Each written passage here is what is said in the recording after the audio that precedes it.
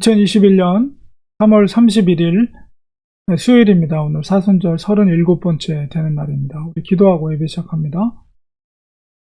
하나님 감사합니다. 오늘 또 저희들 예배 자리에 불러주셨습니다. 오늘 예배를 통해서 하나님의 은혜를 체험하고 또 주님의 크신 사랑으로 믿음 안에 승리하는 복된 하루 될 수 있도록 주께서 인도하여 주시옵소서. 예수님의 이름으로 기도합니다. 아멘. 찬송가 303장 다 같이 찬송 올려드리겠습니다.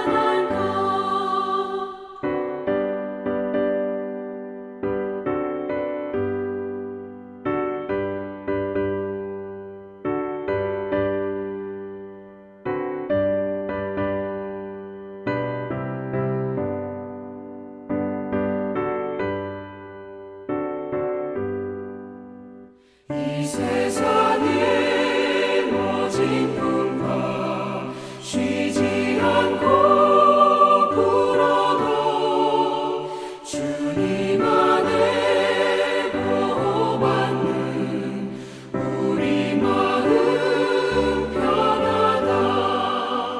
늘 깨어서 기도하고 저 천국을 바라며 주님만을 기다리니 어찌 찬양 안 할까. 하나님의 말씀 마태복음 26장 69절에서 75절 말씀 보겠습니다.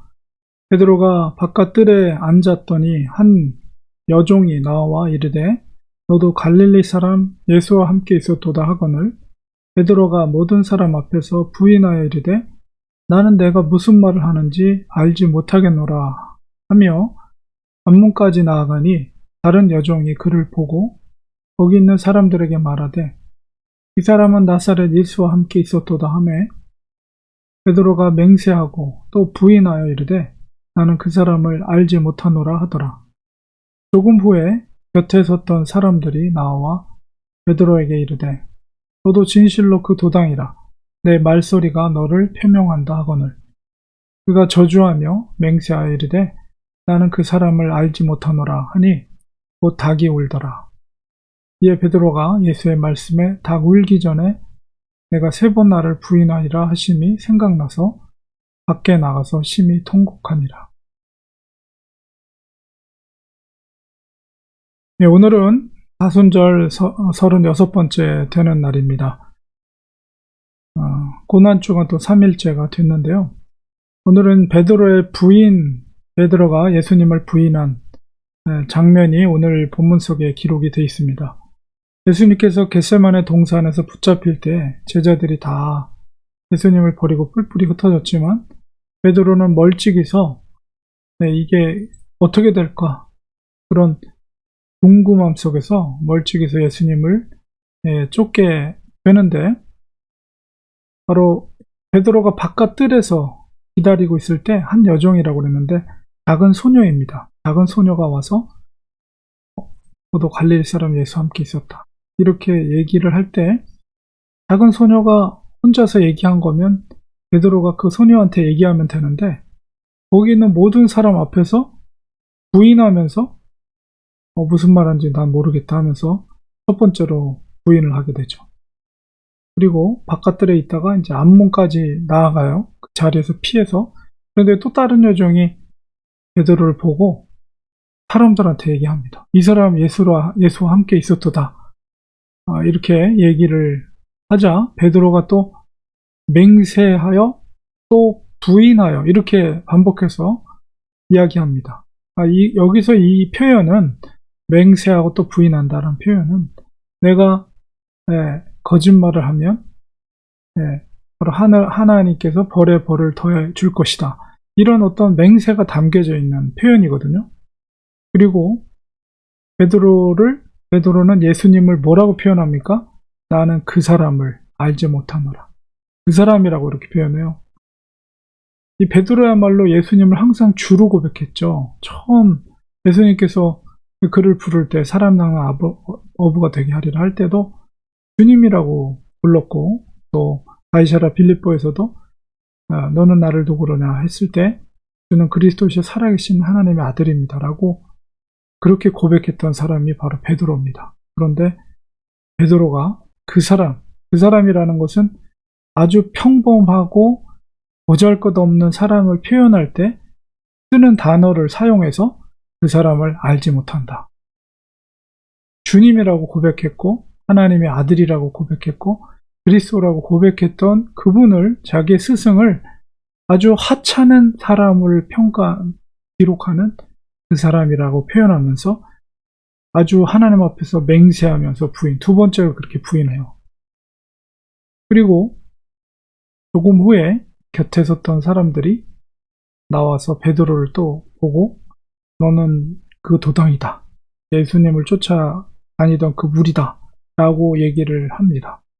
그리고 그 증거로서 내 말소리가 너를 표명한다, 이렇게 했는데, 내 말소리라는 것은 바로 그 갈릴리 지역에서 쓰는 방언, 일종의 방언이에요. 그러니까 그 이스라엘도 지역적으로 그런 방언이 있었습니다. 우리 어느 나라나 그렇죠. 같은 나라라 할지라도 그 지역에 따라서 쓰는 말들이 조금씩 액센트라든가 발음이라든가 이런 것들이 다른데, 갈릴리에서 쓰던 그 표현들이 있는데, 베드로가 그런 말하는 표현 속에서 갈릴리의 도당, 바로 너도 그 도당이다, 이렇게 말한 거죠. 그러니까 여기서 한 발짝 더 나가서 베드로는 74절에 보니까 저주하며 맹세하여, 심지어 예수님을 저주하면서 나는 그 사람을 알지 못한다. 그리고 곧 닭이 울더라. 여기서 이제 닭이 우는 것이 우연이 아니라는 것을 이제 마태가 표현하기 위해서 예수님께서 앞서서 바로 겟세마네에서 베드로가 끝까지 내가 죽는 자리에 있을지언정 절대로 예수님은 부인하지 않겠다라고 했을 때, 예수님이 닭이 울기 전에 너가 3번 부인하리라, 그 말씀을 기록을 한 거죠. 마태가 절대 우연이 아니라는 것을 밝히기 위해서. 곧 닭이 울더라. 그리고 베드로가 75절에 보니까 예수님의 말씀이 그때서야 비로소, 닭이 우는 소리를 듣고서야 비로소 밖에 나가서 심히 통곡하였더라. 이 베드로의 어떤 모습을 스스로가 얼마나 부끄럽겠어요. 예수님을 그리스도요, 하나님의 아들이요, 주님으로 고백했던 그런 자기가 예수님을 저주하면서 아주 형편없는 평범한 사람으로 낮춰서 그를 저주해서 부인한 자기의 모습을 보면서 통곡하고 그 닭의 우는 닭 소리가 아마 자기 심장을 찌르는 그런 소리였을 거예요. 얼마나 자기 자신이 부끄럽고, 그리고 주님의 말씀이 정확하게 이루어진 것을 깨닫고 정말 마음을 찢으면서 고통스러워하는, 통곡하는 베드로의 모습이 담겨져 있습니다. 계속해서 정말 베드로의 실패가 기록되어 있지만, 영적인 실패가 있지만 여기서 우리는 또한 소망을 발견하게 됩니다. 그게 뭡니까? 바로 말씀의 성취라는 거예요. 베드로는 끝까지 부인했지만 극구 부인하며 예수님을 저주하지 않겠어요. 부인하지 않겠어요. 그러나 예수님의 말씀이 어떻게 됐다고요? 성취됐어요. 주님의 말씀은 반드시 성취된다는 것이 마태의 증거예요. 물론 베드로의 입장에서는 그것이 가슴을 아프게 하는 것이지만, 그러나 한편으로는 예수님의 말씀은 반드시 성취된다. 왜 이것이 소망이 됩니까?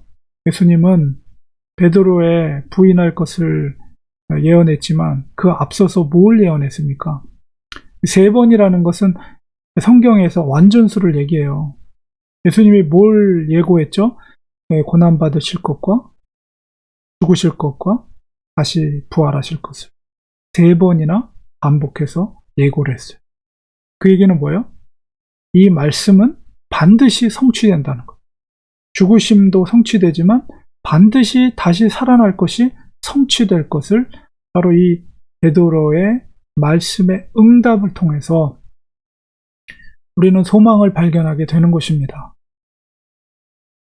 베드로는 여기서 머무르지 않았을 거예요. 다 기록되어 있지는 않지만 마지막 요한복음에 보면 너가 나를 사랑하느냐 3번이나 갈릴리 바닷가에서 베드로에게 묻는 장면이 나오죠. 닭이 우는 이 소리를 듣고 그가 통곡하며 아마도 하나님 앞에 회개했을 것입니다. 주님 앞에 회개했을 것입니다. 그리고 그가 생각한 것이 뭐예요? 예수님이 돌아가시고 다시 3일 후에 살아나실 것이라는 그 말씀을 3번이나 했구나. 주님의 말씀은 반드시 이루어진다. 부활하신 주님을 만났을 때 너무나도 놀라운 사건이지만 그것이 바로 말씀의 성취라는 것을 나중에 깨닫게 됐을 때 그가 얼마나 소망을 갖게 되겠습니까? 베드로의 입장에서는 이 말씀의 성취가 정말 고통스러운 것이긴 하지만 주님의 말씀은 반드시 이루어진다는 것을 증명된 사건이라고 우리는 볼 수가 있는 것이죠. 주님은 반드시 다시 오십니다. 주님이 오시는 날이 이 세상의 끝입니다. 그 말씀 반드시 성취될 것입니다. 우리는 그것을 보고 믿음으로 고백하며 살아가는 자들입니다. 예수님이 다시 오실 때까지 우리는 제자들이 이루어가려 했던 주님의 구원의 사명을 우리가 이룰 수 있는 믿음을 가지고 약속의 말씀을 의지하고 그 길을 갈 수 있는 우리가 되겠습니다. 기도하겠습니다. 하나님 감사합니다. 베드로의 3번의 부인, 베드로의 입장에서는 너무나도 이 다구는 소리가 주님의 음성과 함께 다시 생각날 때 마음이 찢어지고 통곡하며 회개하는 그런 모습을 보게 됩니다. 정말 안타깝고 마음이 아픈 사건이지만 그러나 그 속에서 우리가 소망을 발견합니다. 주님의 말씀 반드시 성취되고 특별히 부활의 소식 그리고 우리에게 남겨진 재림의 소식은 반드시 이루어집니다. 그것을 믿고 우리가 믿음의 길을 걸어가는 저희들 되게 하여 주시옵소서. 예수님의 이름으로 기도드리옵나이다. 아멘. 시간에 우리 같이 기도하기 원합니다. 오늘 말씀을 기억하면서 주님의 말씀은 1.1핵이락도 떨어지지 않습니다. 반드시 성취가 됩니다. 사람의 말, 사람의 의지가 중요한 것이 아니라 하나님의 말씀이 중요합니다. 우리는 말씀을 믿고 따르는 자들입니다. 다시 오실 주님께서 반드시 우리가 이 땅에서 믿음의 행위를 통해 우리를 심판하실 것입니다. 주님 앞에 부끄러움이 없는 제자들이 될 수 있도록 우리가 이 땅에 있는 동안에 믿음의 길을 가게 하소서. 정말 주님의 뜻대로 살게 하여 주시옵소서. 이런 기도의 제목 올려드리기 원합니다. 그리고 힘들고 어려운 그런 어려운 시기 속에 우리가 있지만 이럴 때일수록 더 우리의 믿음이 더 빛나기 원합니다. 정금같이 나오기 원합니다. 하나님 앞에 우리가 더 아름다운 신앙의 모습을 보이기 원합니다.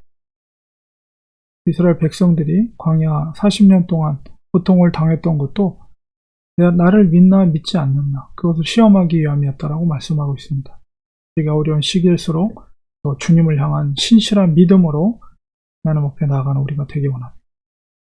성도들의 가정을 위해서 기도하시고 우리 교회, 연초안의 교회를 위해서 기도할 때 정말 주님이 기뻐하시는 칭찬 듣는 교회가 될 수 있도록 성도님도 한 번 한 번을 믿음의 길로, 정말 예수님의 제자로서 믿음의 길로 갈 수 있도록 도와주시옵소서.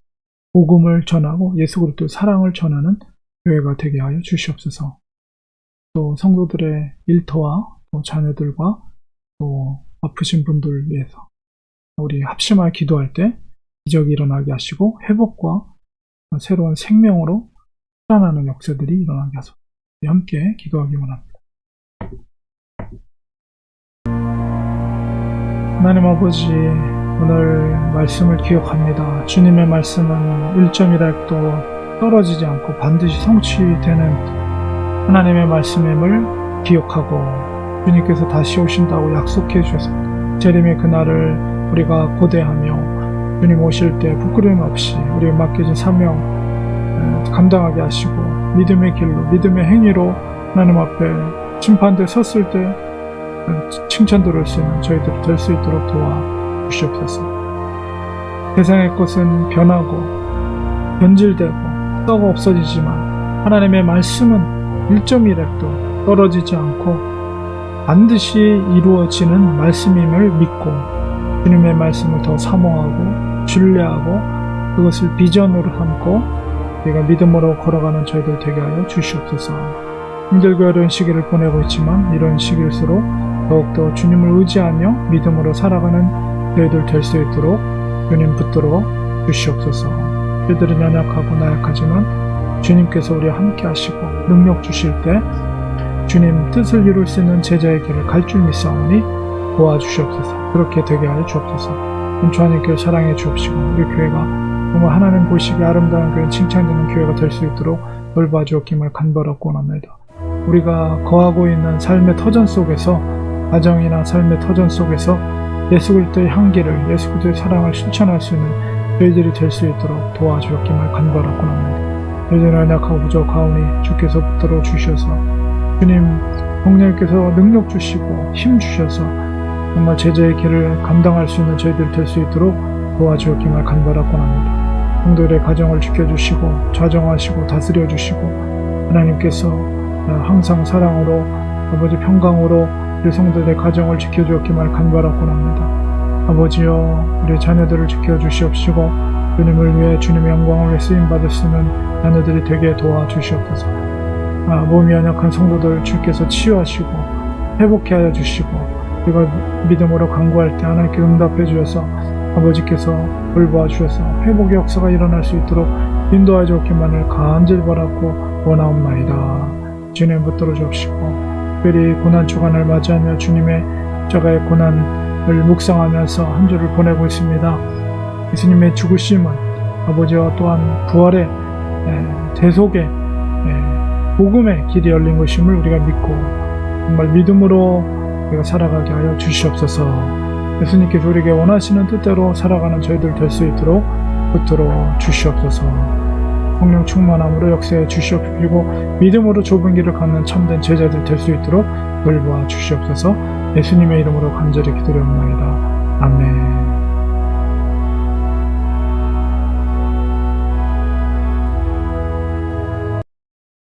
시간에 우리 축도로 예배 마치겠습니다.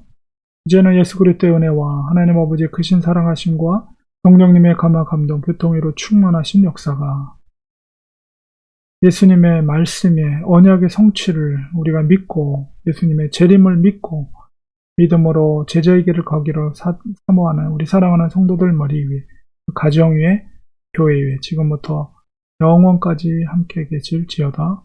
아멘. 예배를 마쳤습니다. 4월 1일부터 아마 카운티별로 우리 50세 이상 되시는 분들도 이제 백신을 맞을 수 있게 됩니다. 여러분이 홈페이지 그 카운티 홈페이지 들어가시면 4월 1일부터 아마 예약할 수 있을 거라 봅니다. 그래서 50이 넘으신 우리 성도님들 중에 65세 미만 50세 이상 성도님들 중에 꼭 신청하셔서 백신을 꼭 맞으시면 좋겠습니다. 그리고 항상 힘들고 어렵지만 믿음으로 하루하루 승리하시기를 바라겠습니다. 내일 7시 45분에 또 예배 자리에서 뵙도록 하겠습니다. 고맙습니다. 감사합니다.